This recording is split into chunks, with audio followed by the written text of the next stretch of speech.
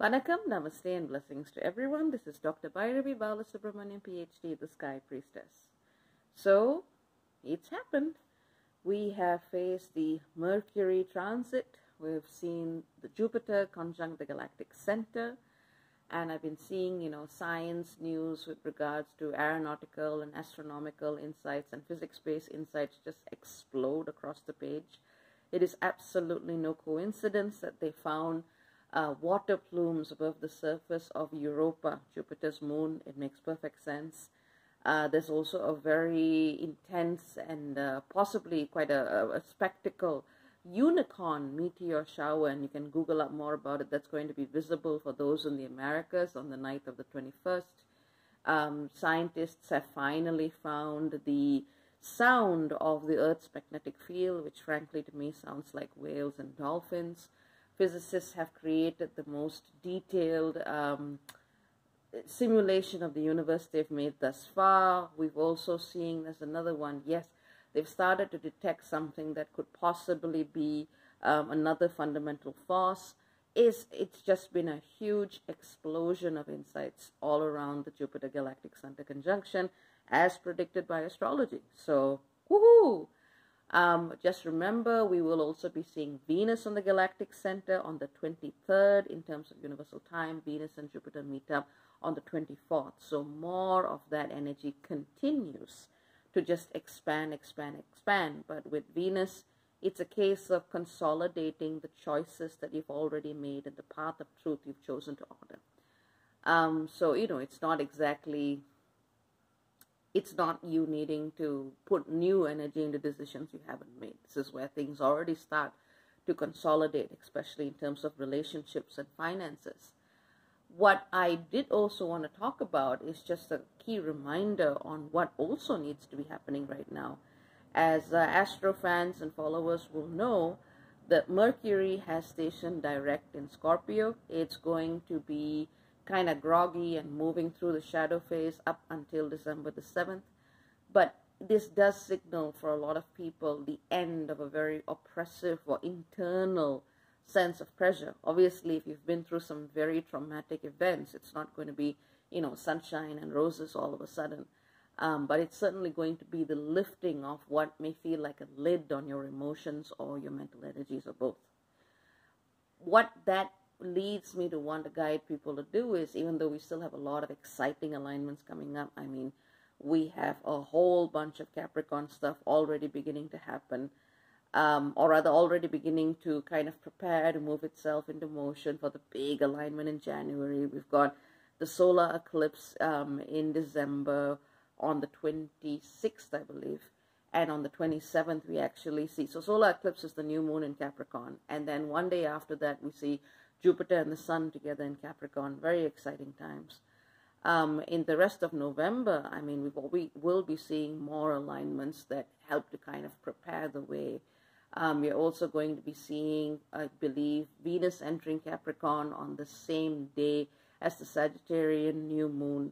That should be November the 26th. And November the 27th, we'll be seeing Neptune stationing direct. That's another big lifting of, the collective shoulders. So generally speaking, it's just an energy that in the next 2 months, or rather the end of November and December, are going to be about really getting our gears shifted into Sagittarius and Capricorn. So it's, you can see a list of dates and events, astrological events, in the description. I've just kept it to the very select few things that really define the next couple of weeks. And of course, I'll be doing videos as and when major alignments occur. Of course, if you do want more in-depth guidance, do consider joining the Tier 23 program. I go into a ridiculous amount of detail, but there's also a lighter version for those who just want the major planets and so on. But yeah, even though there's so much of action and activity coming up right now, it feels more important to look at the opportunity that Mercury is giving us in Scorpio. It's just finished its retrograde. Take the time to rest. Take the time to pause. Even if it's a day, even if it's 2 or 3 days, use the energy of Mars in Scorpio and Mercury in Scorpio to just rest, revitalize, regenerate. Fill your own cup. just take some time away from making key decisions. Whatever you're going to do with Venus on the Galactic Center, in all likelihood, you've already decided it. So there's no more additional, input that's going to come at the cost of, great personal sacrifice and so on. Whatever decision you're going to make, no matter how empowering or painful it may seem on the surface, has already been made. This is a case of consolidation. But there's no new ground that needs to be broken in a certain sense. So you can give yourself a little bit of a rest, because you're going to have more to do. You're going to have more to explore, more to expand into, more to build, more to consolidate, and it's really battery recharge time. And I know a lot of people, especially in the spiritual field, are compulsive givers. They're going to feel like, yes, it's such an important time. I've got to go give all my resources and energy away now, and that's not a good idea either. Fill your cup, and then think about filling or helping another person fill theirs. It doesn't work if you are running on low.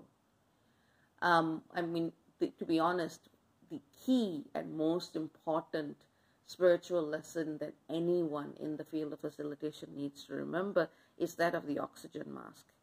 If you are on a plane and it's going down, or, well, if it's going down, you can't do much about it. But if there's turbulence and, people need oxygen, you've got to put your own mask on first.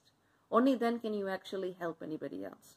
And it's a key reminder and a key lesson, especially for those who, with good intentions, may forget it. Take care of yourselves, give yourselves rest, give yourselves time, because we are going to need it.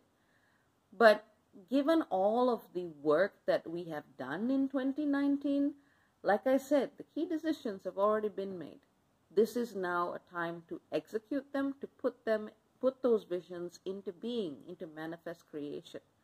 But before you start this next phase, breathe, take care of yourselves, remember self-love. It in itself will show you what you need to know. I was thinking about whether or not I wanted to do a special round of sessions or something like that for the Galactic Alignments. And, it was a very clear message from Spirit. Let people figure this stuff out. And that's what I decided to do. So I'm like giving myself space and time, and giving others space and time to just really sit, rest, and let your own self-love guide you to where you need to be. Now, for those of you who do need a little bit of help navigating, because, if our ability to intuit was absolutely perfect, we are in all likelihood not going to be living on the planet that we are on right now. It'll be a very different thing. Sometimes you do need help.